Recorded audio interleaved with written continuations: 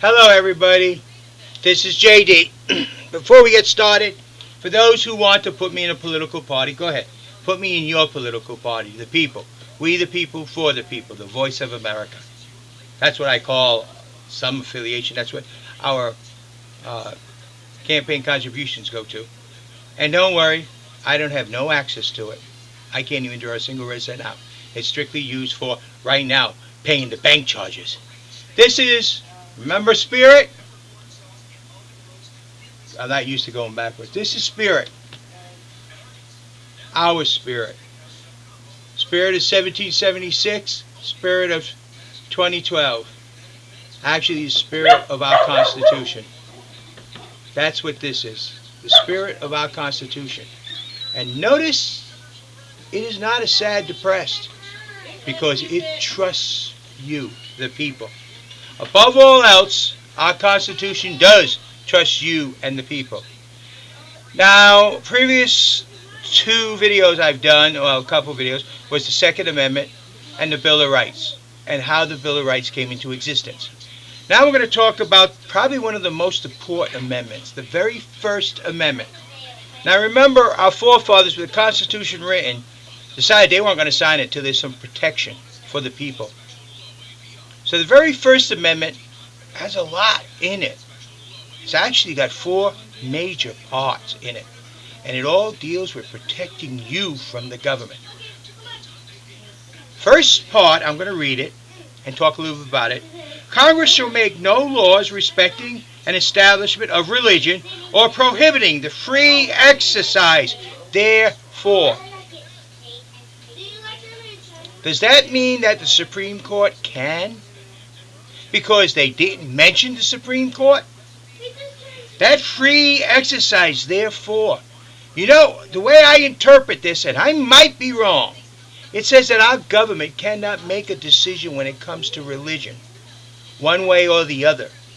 If God is mentioned, it's left up to the 10th Amendment. Therefore, don't ask me about gay marriages, because in my eyes, it belongs to the individual states, communities, neighborhoods, and people, not the federal government.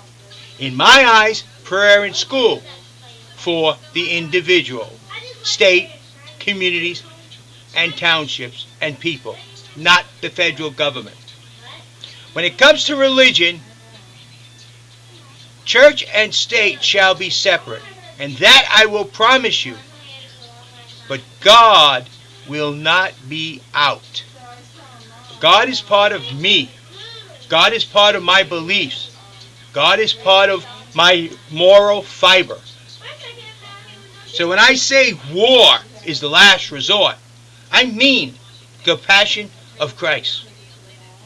But then when I say no games, I don't play games, I mean Solomon and Gomorrah.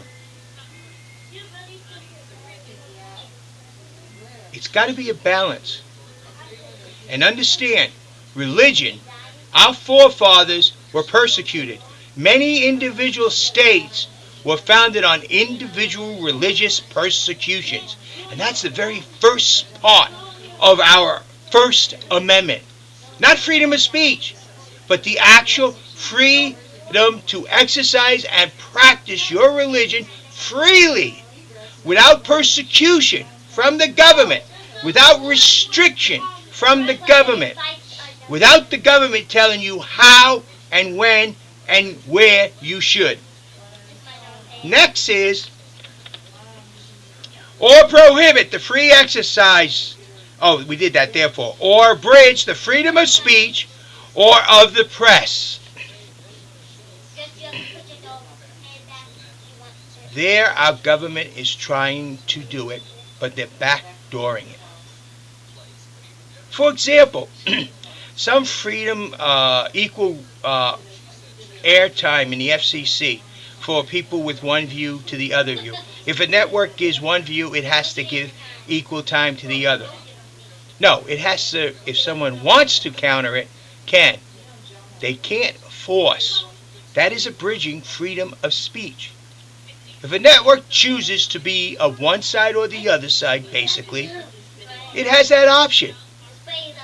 as well as another network could be of the opposite side. We as Americans have the choice to listen or not. And that they cannot take away from us by passing stupid little rules that are whittling away at our Constitution. I, as a young sailor, went to Communist Party meetings and John Birch Society meetings. Extremely opposites. You know what I found out about both of them? They said exactly the same thing about each other. A pack of lies condemning each other. Exactly the same words. Except one would say it about bad things about the John Birch, and the John Birch would say the exactly same bad things about the communists. I like being where I am, kind of like in the middle. I'm a republic, a constitutionalist, believing each and every one of us are equal. But we have the right to express it without being condemned, without being harassed, and I guess basically without having to duck tomatoes. Yes, we should have the right to express ourselves freely. And that our government cannot and shall not abridge, whether it's on the news, the newspaper, or you speaking. Press is actually the newspaper, books, magazines, and the news networks. They are all part of the press. Now again we go on from there. I have to go fast now. Or the right of the people to peaceably assemble. That's right. We have the right to assemble, like this summer when the tea parties. But yet people were sending groups in there to try to cause problems to make this peaceable assembly become violent, so that then it could be broken down and arrested. And we must be on our guard, whether we agree with the people who are meeting or disagree. We all must be on our guard to prevent that from happening. Remember, there are people who do not have moral fibers and can be bought. The truth is, we have to allow all, whether we agree or disagree with their assembly, all to possibly assemble peaceably, and not to interfere with it and cause violence so they cannot have their say. Whether or not they agree with us is irrelevant. The right for them to speak. And then finally, to petition the government for a redress of grievances. Boy, was that ignored this summer, or was that ignored? You may say, how? We had petitioned that we did not like the way this quote-unquote insurance regulation, which is not medical for all, that they claim medical for all, went through. We complained about it. We said no. But yet they pushed it through and said we would like it anyway. And today, we don't like it. Because it's not medical for all. It's insurance regulation, and it's forcing people to get stuff they don't want. And we knew that would happen. Seems to be we're smarter than Congress, aren't we? Well, the truth is, the First Amendment, they are whittling away at it, our government. They don't like it. It's very restricting. It scares them more than any of the other amendments. Even the Second Amendment does not scare them as much as the first, because there's 4 major portions, and they're trying to take them away step by step. We must say no, stop, not no more. Our Constitution shall be, is, and will always be the supreme law of this land.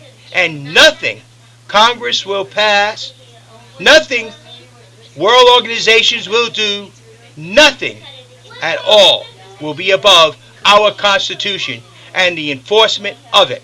Like I say, it's your Constitution. Do you want it? I say, keep it, live it, enforce it. You decide what you want. If you agree with me, then I'll see you soon, and we together will tell our government We are coming. Thank you. This is JD.